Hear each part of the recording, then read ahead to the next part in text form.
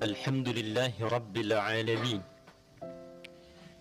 الحمد لله الذي فرض الجمعة للمؤمنين ليكونوا من الذاكرين، والصلاة والسلام على رسول الله نبينا محمد بن عبد الله سيدنا سيد الأنبياء والمرسلين الأمين، فصلوات الله عليه وسلامه التام وعلى آله وصحبه وذرياته وأمته إلى يوم الدين.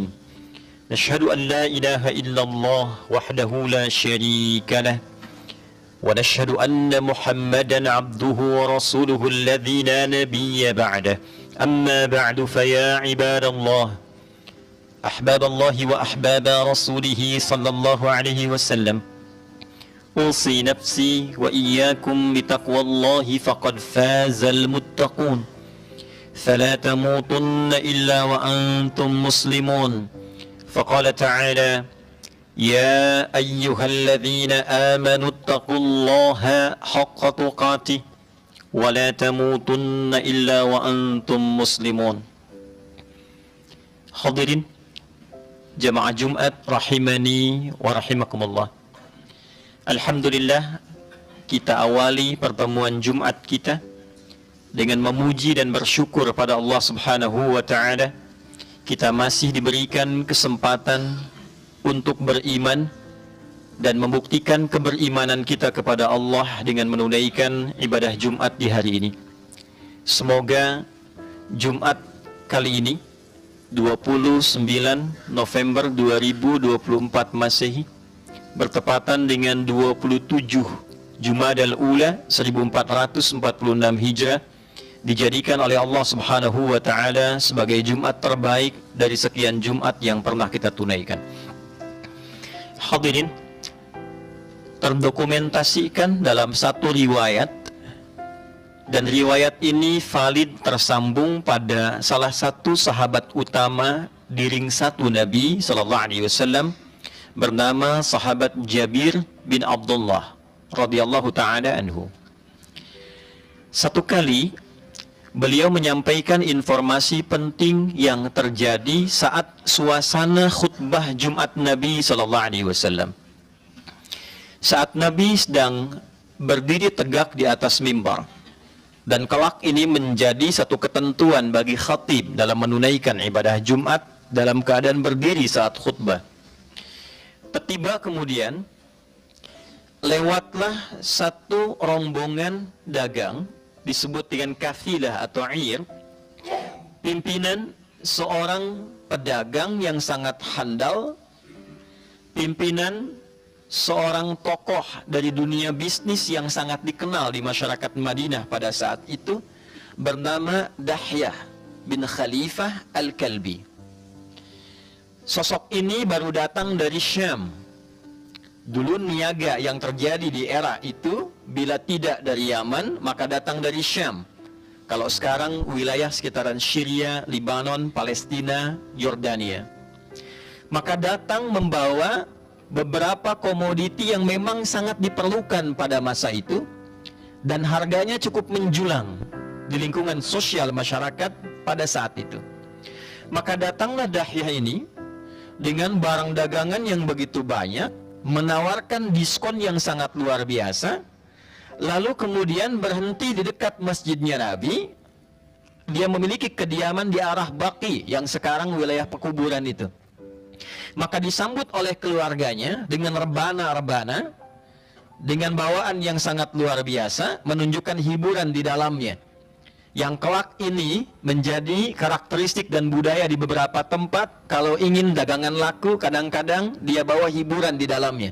Sekarang orang bawa setel dengan radio, sekarang orang menggunakan satu inovasi tertentu, bagaimana caranya menarik orang supaya datang. Maka disampaikanlah dengan tabuhan rebana itu, bahwa ini ada barang dagangan, komoditi yang dibutuhkan dan diskonnya besar.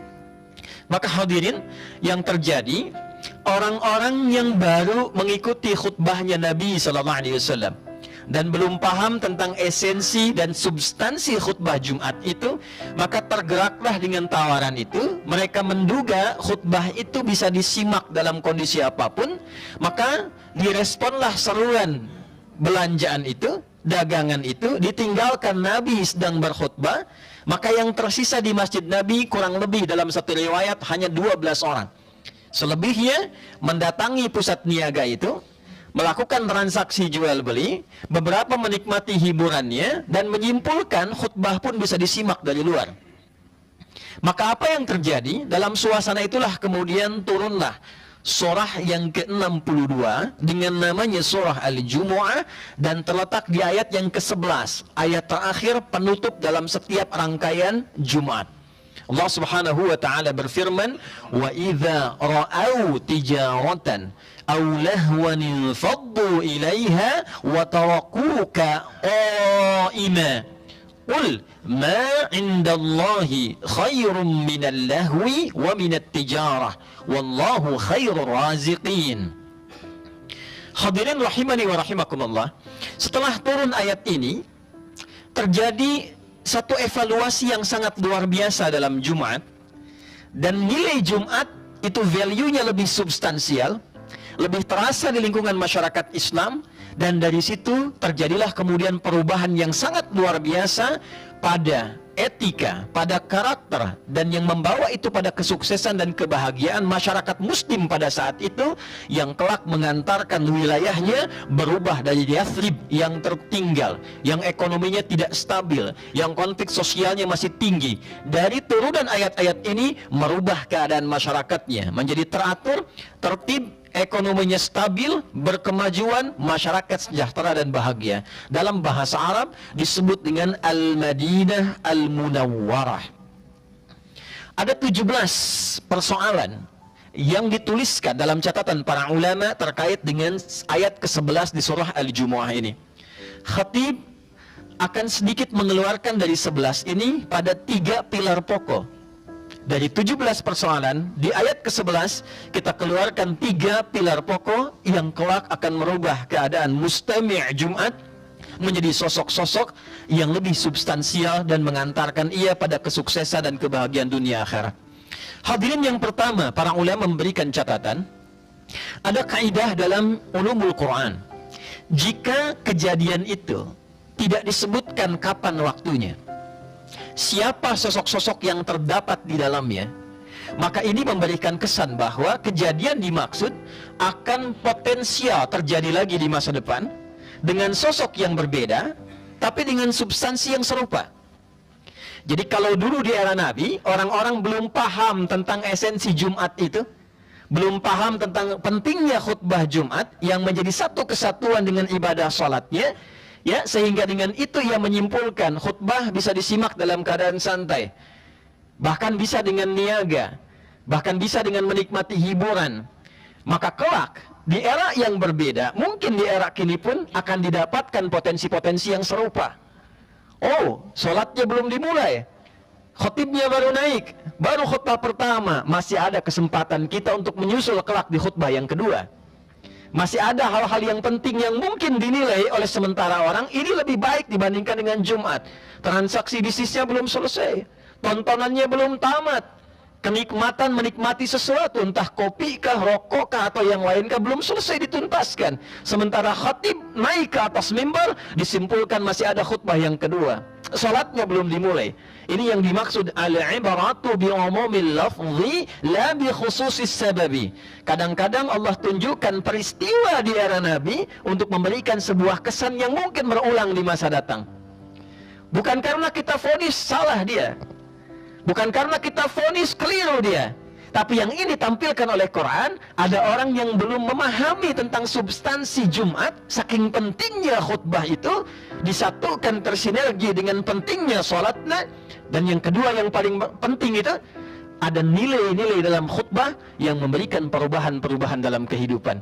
Ini yang menjadikan pembuka ayat ini ketika diturunkan, wa idza ra'au tijaratan aw lahwan faddu ilaiha wa tarakuka qa'ima.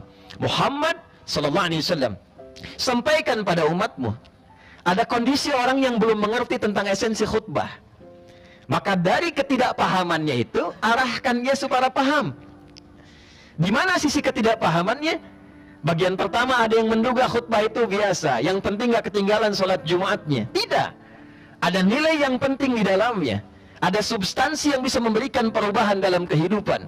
Karena itulah Nabi memberikan pesan-pesan yang penting pada setiap khatib, agar kontekstual ketika menyampaikan khutbah, agar substansial ketika menyampaikan khutbah. Ada pesan-pesan yang penting yang harus diutarakan. Khutbah bukan sekedar retoris, khutbah bukan formalitas yang ketika disampaikan gugur kewajiban Jumat dan rukun khutbah bagi khatib. Tidak.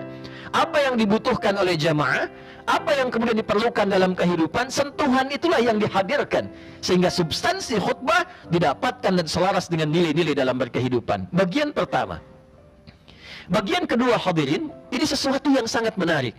Qul, katakan Muhammad, dalam bahasa kekinian viralkan pada orang-orang yang keliru dalam menyimpulkan seakan-akan bahwa khutbah bisa disimak dengan tanpa harus bergabung dalam suasana jamaah Jumat. Katakan pada mereka, ma indallahi khairum minal lahwi wa minat tijarah. Apa yang sedang kau prioritaskan sekarang sehingga menyimpulkan bahwa khutbah Jumat itu nomor 2? Terkesan tidak terlalu penting. Bisnis saya belum selesai, transaksi saya belum tuntas, kenikmatan menonton program belum selesai. Lahun, tijarah, jual beli, bisnis. Katakan pada orang-orang yang memiliki pola fikir seperti ini, kata Allah, ma indallahi, yang aku siapkan di balik Jumat itu khairum minal lahwi wa minat tijarah. Lebih dahsyat, lebih baik, lebih bernilai, lebih berharga, lebih penting dibandingkan dengan seluruh aktivitas yang engkau sedang kerjakan sekarang. Jadi saudara, Allah subhanahu wa ta'ala menempatkan sesuatu yang istimewa dalam Jumat yang melebihi seluruh aktivitas yang kita kerjakan bersamaan dengan khutbah dan Jumat itu.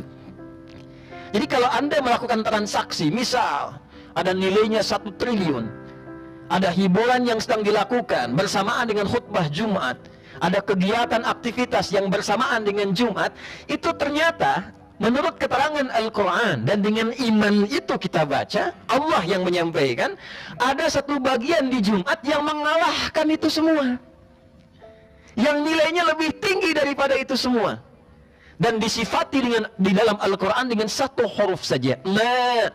Qul, katakan ya Muhammad, ma indallahi, yang telah Allah siapkan dalam Jumat itu khairun, lebih tinggi, lebih baik, lebih istimewa dibanding dari segala aktivitas yang sedang kalian kerjakan, yang dengan itu ada sebagian meninggalkan Jumat. Hadirin, beberapa sahabat kemudian berupaya mengulik, mencari apa jenis ma, apa bentuk dari keistimewaan yang disampaikan Allah dalam Al-Quran ini, sehingga mencarilah mereka rahasia itu dari keterangan Nabi SAW. Satu dari sekian banyak keistimewaan di Jumat itu dijumpai dalam keterangan Nabi SAW, diriwayatkan oleh sahabat Abu Hurairah radhiyallahu taala anhu, didokumentasikan keterangan ini dalam Sahih Muslim karya Al-Imam Muslim, muridnya Imam Al-Bukhari, disampaikan dari Nabi SAW, atau kama qala, fihi sa'atun la yuwafiquha abdun muslimun wa huwa yusalli thumma sa'ala Allah ta'ala illa a'tah. Keistimewaan pertama, di dalam Jumat Allah menyediakan waktu yang sangat sekejap. Tidak pernah ada seorang hamba beriman mengikuti Jumat mendapatkan waktu yang singkat itu, yang sekejap itu. Apakah dia dalam keadaan sedang jeda khutbah? Apakah dia sedang menunaikan salat dalam kemudian sujudnya? Ataukah datang dia di awal berzikirnya? La yuwafiquha abdun muslim wa huwa yusalli, dan dia kemudian berdoa meminta kepada Allah, illa a'tah, kecuali seluruh permintaannya dikabulkan, dijawab oleh Allah subhanahu wa ta'ala. Allah mengatakan, kul ma indallahi, apa yang telah aku siapkan bagi orang yang serius untuk Jumat, datang dengan seruan iman kepadanya, ya ayyuhalladzina amanu, hai semua yang beriman. Kita merasa beriman, kita sambut dengan iman kita Jumat itu, datang kita kepada Allah, menikmati ibadahnya lalu berdoa. La yuwafiquha abdun muslimun, tidaklah menjumpai waktu sekejap ini, waktu yang singkat ini, kemudian dia meminta illa a'tah, kecuali Allah kabulkan. Ada yang lebih besar dari sekedar materi yang kita tambah, dari kedudukan yang meningkat. Ada yang lebih besar.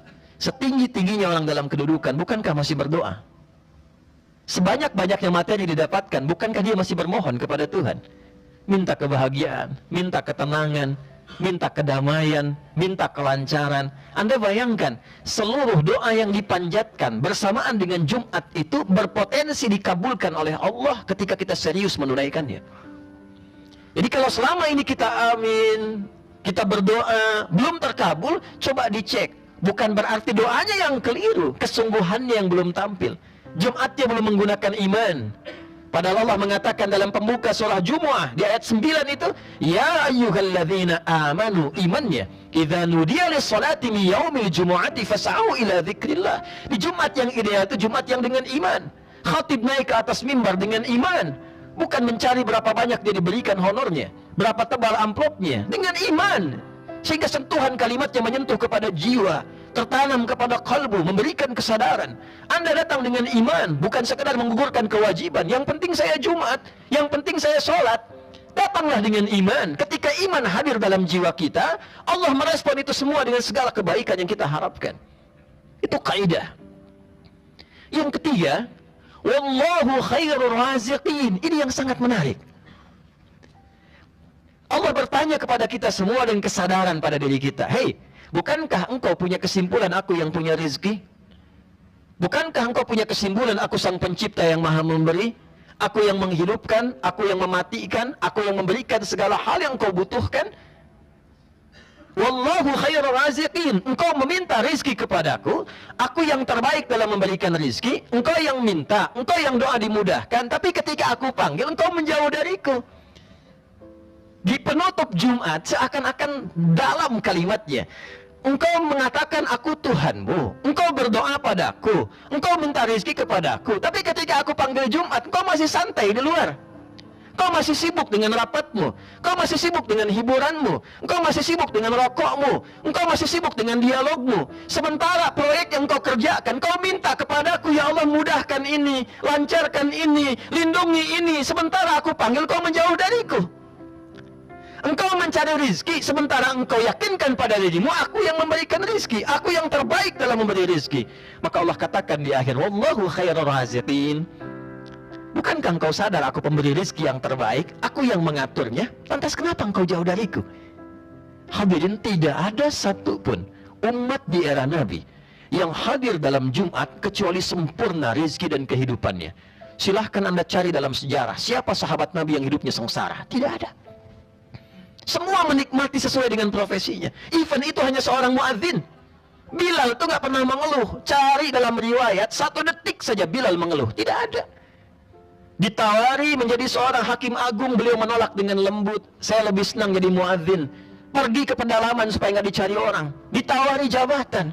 Karena menikmati kalimat Nabi yang mengatakan, aku mendengar suara terumpah kakinya Bilal di taman surga. Hanya dengan kalimat adzan.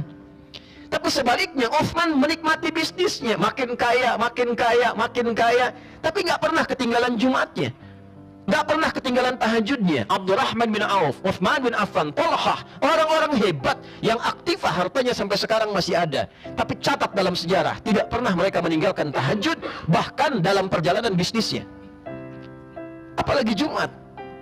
Dan kerinduannya kepada Allah luar biasa. Sehingga dengan itu dia bisa memanage harta. Allah limpahkan kepadanya harta karena sudah sanggup mengelolanya.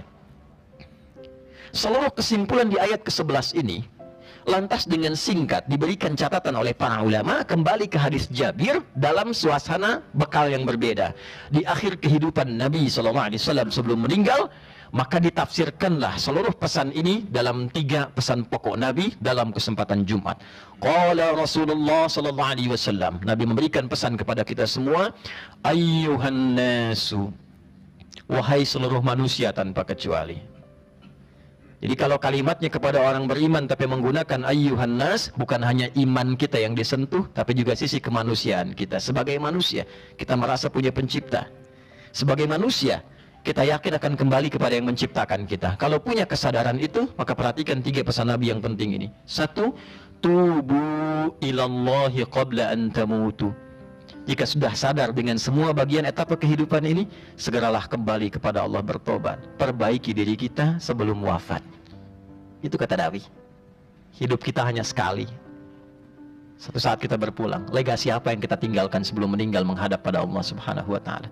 Kita punya keyakinan kita itu akan pulang, saudara. Sebelum berpulang, ini banyak, hari ini pun ada yang pulang, kemarin ada yang pulang. Sebabnya bisa macam-macam, tapi intinya kita pasti pulang. Sebelum kita pulang, perbaiki diri kita, sehingga kita pulang baik menurut istri kita, baik menurut anak kita, baik menurut tetangga kita. Sehingga dalam tradisi dikatakan, Nabi pernah katakan, ahada khair, ini orang baik bukan? Sampai sekarang itu menjadi sunnah. Ahada khair, khair, khair, khair. Kangen kita sama itu. Jadi saat meninggal orang menyaksikan kita, ini orang baik. Kata teman kita, dia orang baik. Kata keluarga kita, dia orang baik. Kata tetangga kita, dia orang baik. Tapi yang terpenting adalah, apakah menurut Allah ini kita orang baik? Maka kesimpulan yang pertama kata Nabi, tubu ilallah. Setelah kita merasa ada yang berubah dalam diri kita, spiritual kita berubah, salat mulai dijaga, sosial kita dirubah, dengan keluarga jadi baik, dengan teman jadi baik, dengan tetangga jadi baik, membangun bangsa dengan cara yang baik. Maka yang kedua kata Nabi SAW, wasilu, dan sambungkanlah bainakum wa baina rabbikum bikathrati dzikrikum. Perbaiki, sambungkan hubungan Anda dengan Rabbmu dengan memperbanyak zikirmu kepada Allah Subhanahu wa Ta'ala. Sebelum pulang, Anda pulang ketemu keluarga, tidak baik dengan keluarga, kan gak enak pulang. Anda ke kantor ketemu teman, gak punya hubungan baik dengan teman, gak mau nyapa Anda, pindah ke tempat lain. Anda pulang ketemu tetangga, sedang gak baik-baik dengan tetangga, Anda menghindar jalan yang lain. Anda pulang gak punya hubungan baik dengan Allah, bagaimana bisa ketemu Allah? Maka cara membangun hubungan baik dengan Allah, perbanyak zikir. Zikir bisa dengan doa. Doa disebut dengan zikir. Quran surah ke-7 ayat 205. Salat tingkatkan. Salat disebut dengan zikir. Di Quran surah ke-20 ayat ke-14. Berdoa, salat, baca Al-Quran. Baca Al-Quran perbanyak, disebut dengan zikir. Quran surah 15 di ayat ke-9. Tapi jangan lupa, bekerja yang baik pun itu zikir. Berfikir yang baik itu zikir. Kejujuran bagian dari zikir. Anda bekerja di daratan, di lautan, di udara. Quran surah ke-3 ayat 190 sampai ayat ke-200 itu bagian dari zikir kita kepada Allah Subhanahu wa Ta'ala. Dan yang ketiga, ini bagian terakhir yang paling penting yang akan kita bawa. Wabadiru bil a'malis salihati qabla an tashghalu. Sepanjang punya kemampuan, sepanjang punya kesehatan, segeralah mendedikasikan tenaga kita untuk memperbanyak karya-karya positif yang disebut dalam bahasa Al-Quran dan Hadis dengan amal soleh. Maka mumpung kita masih kuat, qabla an tashghalu, sebelum Anda punya kesibukan yang lain, sebelum tenaganya melemah, silahkan perbanyak hal yang positif sesuai dengan bidangnya masing-masing. Yang bekerja, bekerjalah dengan energi positif, semangat yang baik, berharap ada kesuksesan, dan niatkan sebagai ibadah kepada Allah Subhanahu wa Ta'ala. Pulang ke rumah sebagai ayah, sebagai suami, sebagai anak, sebagai kerabat, jadilah keluarkan energi yang positif, berkarya yang baik-baik, bergembira, tinggalkan pekerjaan sejenak, nikmati kehidupan berkeluarga, hadirkan aura-aura positif dengan teman yang positif, dan niatkan sebagai ibadah kepada Allah Subhanahu wa Ta'ala. Hati ingin bertanya singkat dan jawab dengan hati masing-masing.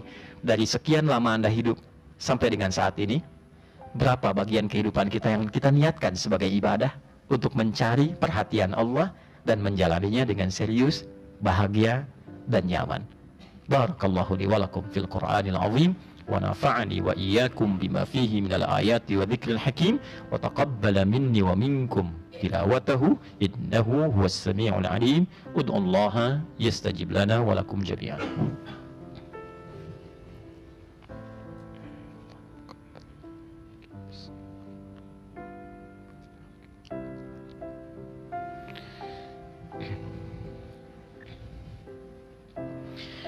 Alhamdulillah, wassalatu wassalamu ala rasulillah, nabiyyina wa sayyidina Muhammad ibn Abdullah wa ala alihi wa sahbihi wa man walah, wa ba'd. Fanashhadu an la ilaha illallah wahdahu la sharika lah, wa nashhadu anna Muhammadan abduhu wa rasuluhu alladhi la nabiyya ba'dah. Fa ya ibadallah, usi nafsi wa iyyakum bitaqwallahi faqad fazal muttaqun fala tamutunna illa wa antum muslimun. Faqala ta'ala ya ayyuhalladzina amanu taqullaha haqqa tuqatih wa la tamutunna illa wa antum muslimun.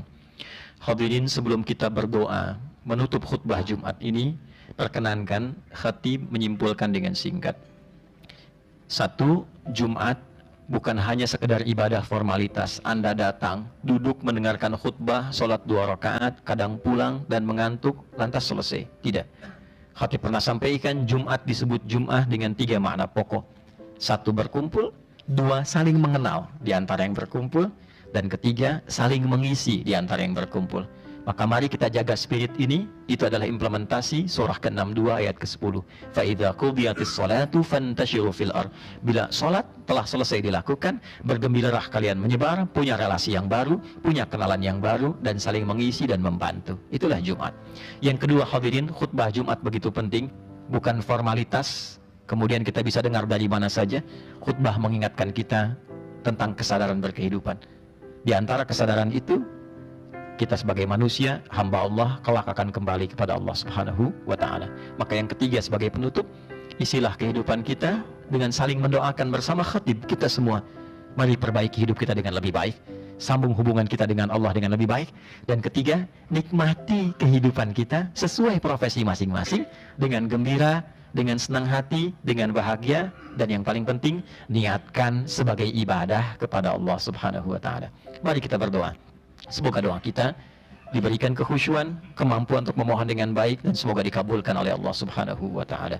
Innallaha wa malaikatahu yusalluna 'alan nabi ya ayyuhalladzina amanu sallu 'alaihi wa sallimu taslima. Allahumma salli wa sallim wa barik 'ala habibikal karim رسولك المصطفى الأمين نبينا وسيدنا محمد وعلى آله وصحبه أجمعين. نحمدك حمدا كما علمتنا أن نحمدك، ونشكرك شكرا كما علمتنا أن نشكرك. أنت المقدم وأنت المؤخر، بيدك الخير إنك على كل شيء قدير. اللهم يا رحمن الرحيم يا الغفور الرحيم، إنا نسألك أن تغفر لنا جميع ذنوبنا جميع خطايانا يا الله كما غفرت عبادك الصالحين. Ya Allah, kami bermohon kepadamu. Kami mengakui kami pribadi yang banyak dosa, banyak salah, berlumur dengan kekhilafan. Tapi kami meyakini Engkau adalah Tuhan yang Maha Pengampun, Maha Penyayang dengan segala lingkupan rahmat yang sempurna. Kami mohon anugerahkan rahmat-Mu kepada kami agar Engkau berkenan ampuni seluruh dosa-dosa kami ya Arhamar Rahimin. La tada' lana fi maqamina hadza dzamban illa ghafartah. Jangan biarkan ada satupun ya Allah di antara hamba-Mu datang ke Jumat ini kecuali Engkau gugurkan seluruh dosa-dosanya. Wala hamman illa farajtah. Jika ada yang sedang merasakan kegelisahan, tenangkan hatinya. Wala asran illa yasartah. Jika ada yang sedang mengalami kesulitan, mohon ringankan dan hilangkan seluruh kesulitannya. Wala dainan illa qadaitah. Jika ada yang terlilit oleh utang piutang, limpahkan rezeki kepadanya untuk melunasi seluruh utang-utangnya. Wala maridan illa syafaitah. Jika ada yang sakit, mohon angkat penyakitnya dan sembuhkan ya Allah selama kehidupannya. Allahumma ighfir lil muslimina wal muslimat wal mu'minina wal mu'minat al ahya'i minna wal amwat innaka sami'un qaribud jami'ud du'at ya qadiyal hajat mujibud du'at ya qadiyal hajat. Allahumma ij'al jam'ana hadha jam'an marhuma wa tafarruqana min ba'dihi tafarruqan ma'suma. Allahumma barik hadzal masjidil ikhlas ya arhamar rahimin wa man fiha wa man assasaha wa man itamarahu ya rabbal alamin. Ya Allah, berkahi Masjid Al-Ikhlas ini, siapapun yang mendirikannya, menginisiasinya, dan seluruh jamaah yang menghidupkan dan beribadah di masjid ini ya rabbal alamin. Allahumma barik hadhihi syarikah ya arhamar rahimin. Berkahi perusahaan yang menaungi masjid ini ya Allah, berikan kebaikan di setiap tapak-tapak bagiannya, keberkahan di dalamnya, berkahi keluarganya, berkahi seluruh bagian yang terlibat di dalamnya, seluruh karyawannya dimanapun tempatnya ya arhamar rahimin. Allahumma ya rabbal العالمين احفظ بلادنا أندونيسيا واجعل يا الله أميرها ورئيسها وكل من فيها يا الله مهديين بسبيلك يا رب العالمين. Ya Allah, mohon jaga dan berkahi negeri kami Indonesia, berikan kekuatan dalam hati kami untuk mencintai negeri kami Indonesia, dan mohon berikan hidayah kepada pemimpinnya, seluruh pengelolanya, orang-orang terlibat di dalamnya ya Allah, agar benar dan adil dalam memberikan kebijakan-kebijakan mereka untuk meringankan hisab mereka saat kembali kepadamu ya Arhamar Rahimin. Wahfad ulama'ana waj'alhum mukhlashina lakad-din. Ya Allah, jaga para ulama kami, jadikan mereka ulama yang mencerahkan, meneduhkan, menyatukan dan jauhkan kami dari perpecahan ya Arhamar Rahimin. Allahumma ansur ikhwatana fi Filistin wa fi kulli makanil mubtallin ya Arhamar Rahimin. Urzuqna salam fil alamin. Ya Allah, anugerahkan pertolongan pada saudara-saudari kami di Palestina, di setiap tempat yang mengalami kesulitan. Anugerahkan kedamaian di dunia ini ya Allah, kebaikan untuk kami semua ya Allah, agar kami nyaman dan mudah menyembah dan beribadah kepadamu. Rabbana atina fid dunya hasanah wa fil akhirati hasanah wa qina adzaban nar. Wa sallallahu ala sayyidina Muhammad wa ala alihi wa sahbihi ajma'in. Wa akhiru da'wana subhanakallahumma rabbana wa bihamdika nashhadu an la ilaha illa anta nastaghfiruka wa natubu ilaik. Walhamdulillahi rabbil alamin. Ibadallah, innallaha ya'muru bil 'adli wal ihsan wa ita'i dzil qurba wa yanha 'anil fahsya'i wal munkari wal baghi ya'idhukum la'allakum tadhakkarun. Wa la dzikrullahi akbar wallahu ya'lamu ma tasna'un. Aqimus shalah yarhamukumullah.